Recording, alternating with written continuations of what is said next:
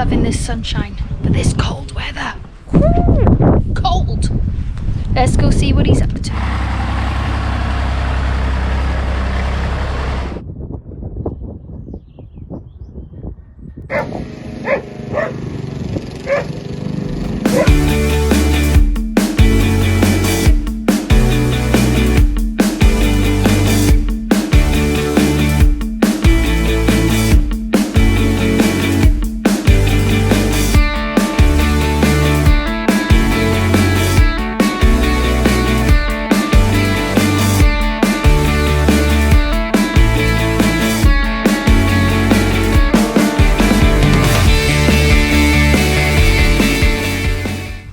Hello, welcome back to part 2 of selling the farm and the second generation at Fairwood Corner Farm.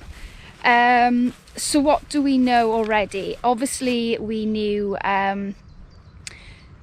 John Llewellyn and Mary Llewellyn from first generation had handed over their tenancy to their son in 1900, but what do we know about the second generation here? The positives, we have a little bit more information than the first generation.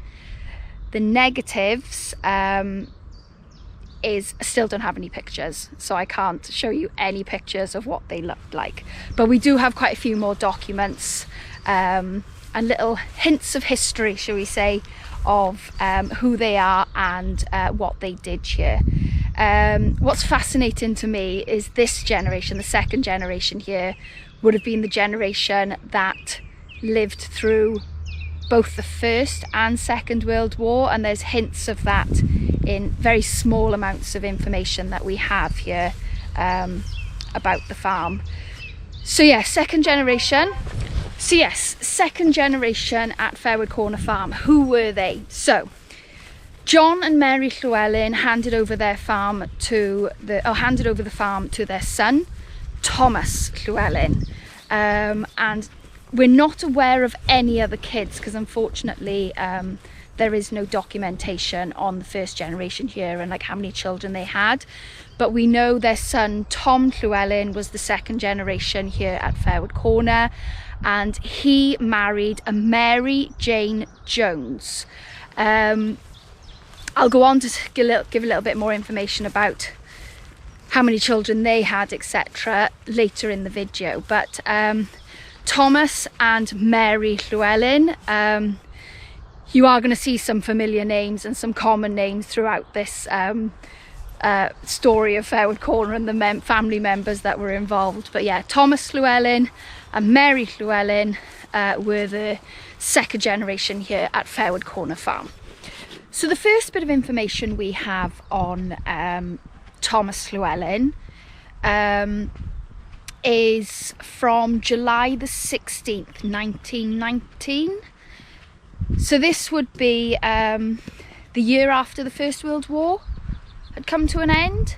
And obviously that's a large gap between 1900, when he took over the running of the farm, to this point. But on July the 16th, 1919, the Gellir estate was actually put up for sale through a large number of lots, of which Fairwood Corner Farm was one of those lots. And as you can see now from the map that I've put in of that sale, it's quite interesting. There's a lot of lots along the roads between the farm and Three Crosses that were on the market. But yeah, July the 16th, 1919, Gellir estate was put on the market, and we know that on the 19th of May 1920, Thomas Llewellyn bought Fairwood Corner Farm from the then vendor Frederick Fitch Mason. So yeah, on the 19th of May 1920, Thomas Llewellyn and Mary Llewellyn were now the owners of Fairwood Corner Farm. What's really interesting about their purchase, and it's incredible how things have changed, but they bought Fairwood Corner Farm for £3,000, and when you look at the price of land now, yes, it would have been a lot of money back then, but it's a massive difference, isn't it, in the price of land. We also know that Thomas and Mary Llewellyn had 4 children. The eldest was John Llewellyn, then there was Ivor Llewellyn. Aubrey Llewellyn was the 3rd, but sadly Aubrey died in infancy. He was only a couple of weeks old. And then finally there was Stanley Llewellyn. And I actually remember Uncle Stanley. I have a couple of memories of him. The first was with him grading potatoes in the spud shed alongside Arthur Bynon. Stanley was in a brown overcoat with baler twine round his waist with a flat cap, and Arthur Bynon was in a black overcoat with baler twine round his waist and a flat cap. The second memory was Uncle Stanley's car caught fire by Lunnon Bus Shelter when I was with my father going down to Gower Growers. And then probably one of my earliest memories would be my brother and I used to go and visit Uncle Stanley, because he used to live in Upper Calais, and he used to give my brother and I a Kit Kat each when we used to visit him. So yeah, 3 memories. But no, 4 children with Thomas and Mary Llewellyn, John, Ivor, Aubrey and Stanley.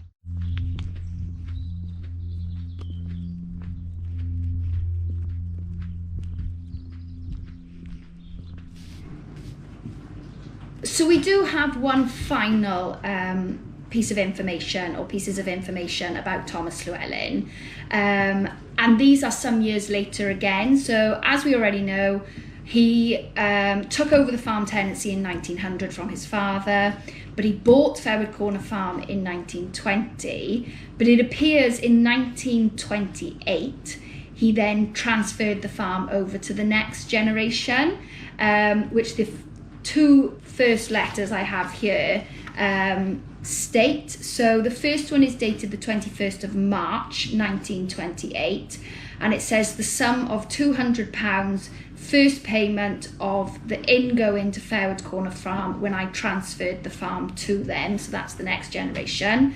And then the second one then is from the 22nd of May 1928, and this was for the sum of £150 as payment of the balance of ingoing to Fairwood Corner Farm when he transferred the farm to them. And these state that Thomas Llewellyn was actually now living in Calais. So he'd actually moved out to Fairwood Corner Farm by this point. So yeah, really fascinating to see those. But the following year then, so we've got 2 pieces of documentation here. One from April the 27th, 1929, which states that the sum of £22 10 shillings has been received for being half a year's rent for Fairwood Corner Farm. And then the second one from March the 25th, 1930, which is for exactly the same amount, and again for half a year's rent. So those are really interesting to have. It's interesting to know the time period that Thomas and Mary Llewellyn were here at Fairwood Corner Farm, but where they also moved on to next in order for the next generation to come in and take over the running of Fairwood Corner Farm. So yeah, really interesting. The only other thing we do have, and I'm not quite sure why we've got it, but it was probably given to Mary at some point. We have a picture of Mary Llewellyn's brother, which we think is called Sam. But yeah, we have this in our collection, but we don't have any more information about him. I don't know what he did. I don't know where he lived. But yeah, we know it's Mary Llewellyn's brother, and we know that he was called Sam. Even though we don't know when Thomas and Mary were born, what we do know is Mary Jane Llewellyn passed away first on the 22nd of January 1949. and a few years later Thomas Llewellyn passed away on the 22nd of May 1954. So as for what else has been happening on the farm this week, we've had Open reach out. They were here just short of 2.5 days this week, put in the new fibre fast broadband cables in the farm. Yeah, a great bunch of boys that came out. They've been trying to do it since last November, but with the weather being so wet, they would have made an absolute mess on the fields if they'd done it before now. But they were here and they put the fields back as they should, which is great. It did bring back some horror memories of picking stones when we used to grow potatoes here, especially when you saw some of the stones that they'd pulled up from the trench sitting on top of the fields. Yeah, it did bring back some bad memories of having to pick stones here, but yeah, that's happened. What's happened this week? What else has happened this week, Glenn? Taffs, hey? Glenn has found himself plenty of fox shit to roll in, so he is smelling beautiful right now. I'm going to get him prepared for a wash in a minute.